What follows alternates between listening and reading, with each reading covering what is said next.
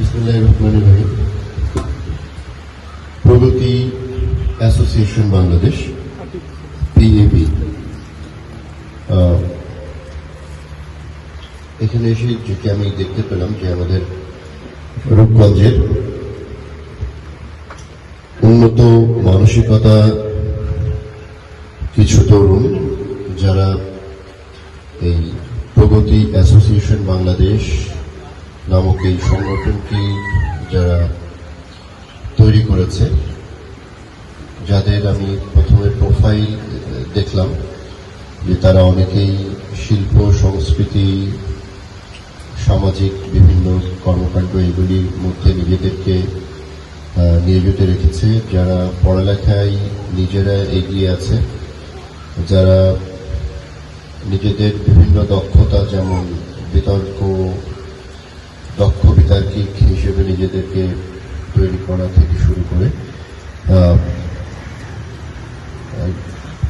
Quality education ensure করা প্রত্যেকের নিজের এরকম এই কাজগুলির সাথে যারা জড়িয়ে রেখেছে তারা মিলে এরকম কাজ করছে।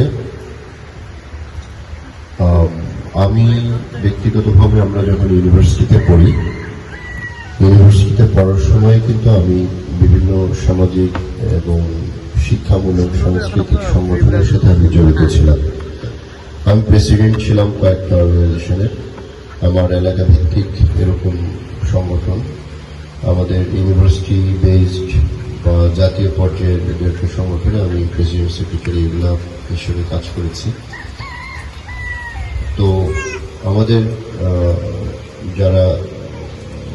যারা অনুজ আমার এলাকার, আমাদেরকে দেখে তারাও অনেকেই বিভিন্নভাবে সাংগঠনিক রূপ দিয়ে তারা কিছু কাজ করেছে। তো আমার আসলে ব্যক্তিগতভাবে আমার এক প্ল্যান ছিল, কিন্তু বিভিন্ন কারণে কি হয়ে ওঠে না। আমার প্ল্যান ছিল যে আমরা যেমন ছাত্র অবস্থায় সংগঠনে কাজ করেছি, আমাদের আমি যেখানে কাজ করবো ইউএনও হিসেবে, সেখানে যদি এরকম স্বেচ্ছাসেবক যারা হতে চায়, স্বেচ্ছাসেবী সংগঠন করতে চায়, তাদেরকে আমি প্যাট্রোনাইজ করব এবং তাদের মধ্যে নিজ বাড়ি আঙ্গিনাতেও গাছ লাগাতে পারে। আমি আরেকটি উদ্যোগ নিচ্ছি, আমরা উপজেলা প্রশাসন থেকে একটি উদ্যোগ আমরা সম্প্রতি নিয়েছি। আমি 5 জুন বিশ্ব পরিবেশ দিবস যেটি গেল, 5 জুন পরিবেশ দিবসে কিন্তু আমরা প্রায় 3000-এর মতো বৃক্ষরোপণ করেছি। আমাদের টার্গেট আছে এই মৌসুমে বা এই বছরে আমরা চেষ্টা করব 50,000 বৃক্ষরোপণ করতে। তো তোমাদেরকে আমরা সাথে চাই, তোমরা আমাদেরকে কর্মী দিতে হবে। আমি প্রথম লক্ষ্য হচ্ছে যে আমাদের রূপগঞ্জ উপজেলার বিভিন্ন শিক্ষা প্রতিষ্ঠান, সকল শিক্ষা প্রতিষ্ঠান, আলটিমেটলি আমার যত স্কুল আছে, হাই স্কুল, যত প্রাইমারি স্কুল, যত কলেজ, কিন্ডারগার্টেন, মাদ্রাসা, সকল শিক্ষা প্রতিষ্ঠানে তাদের যে ক্যাম্পাসে যে পরিমাণে গাছ লাগানোর মতো জায়গা আছে, সকল শিক্ষা প্রতিষ্ঠানকে আমরা একদম সবুজে ভরে দিব। এটি প্রথম লক্ষ্য। তো আমরা হয়তো আগামী 15-20 দিনের মধ্যে এর মধ্যে প্রস্তুতি নেব। আমরা গাছ কেনার জন্য আবার কাজ শুরু করেছি। এরপরে আমরা আমাদের বিভিন্ন এমন জায়গা আছে যে খোলা রাস্তা, মাঠের মধ্য দিয়ে অনেক জায়গাতে রাস্তা আছে, রাস্তার 2 ধারে কিছু গাছ আমরা লাগাবো। চিন্তা আছে আমাদের যারা স্টুডেন্ট আছে তারা তাদের স্কুলে লাগাবে, একই সাথে স্টুডেন্টদের মধ্যে আমরা গাছের চারা আমরা বিতরণ করব, যেন তারা তাদের নিজের বাড়ির আঙ্গিনাতে বাবা মার সাথে করে তারা নিজ বাড়ির আঙ্গিনাতেও গাছ লাগাতে পারে। আমি আরেকটি উদ্যোগ নিচ্ছি, সেটি হচ্ছে তোমরা যেমন ডিবেট করো, আমাদের রূপগঞ্জের বিভিন্ন প্রান্তের যারা শিক্ষার্থী আছে তাদেরকে আমি একটু ভালো বিতার্কিক হিসেবে তৈরি করতে চাই।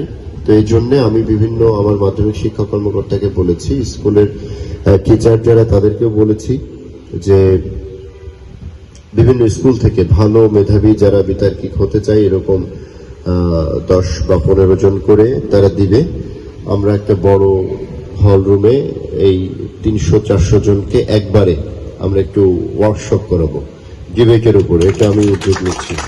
এখানে তুমি আমার সাথে কথা বললো, তারা 2-3 জন যারা বিতর্ক করো, তোমাদের সাথেও আমি কিছু আলাপ করে আমরা এটা এগোবো। আমাদের ঢাকা ইউনিভার্সিটিতে যেটা ডুয়েস আছে, জাহাঙ্গীরনগর ইউনিভার্সিটিতে জুডো আছে, হ্যাঁ, এইখানকার আমার পরিচিত যারা আছে এদের মাধ্যমে যোগাযোগ করে হয়তো বাইরে থেকে আমি এগুলো নিয়ে আসবো। আমি আমাদের উপজেলা প্রশাসনের উদ্যোগে কিন্তু স্বাধীনতা গোল্ড কাপ ফুটবল টুর্নামেন্ট আয়োজন করেছিলাম, তোমরা দেখেছো এটা?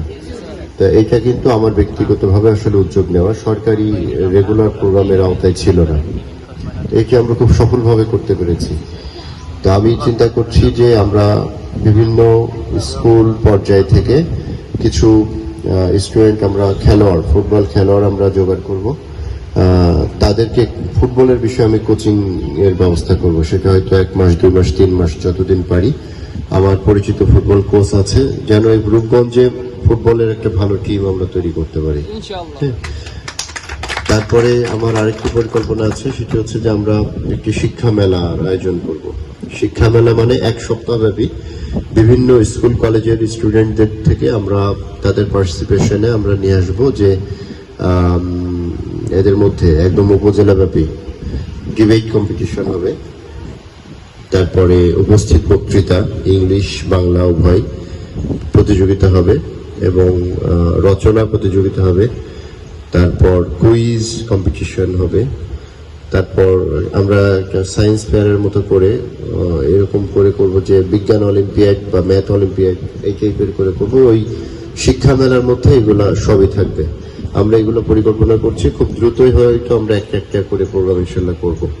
তোমরা কানেক্টেড থেকেই সবগুলো প্রোগ্রামে তোমাদের হয়তো আরো কোনো চিন্তা থাকতে পারে, সেগুলা তোমরা আমার কাছে বললে আমি সেটার সাথে মিলিয়ে হয়তো প্রোগ্রামগুলি একটু বড় করলাম।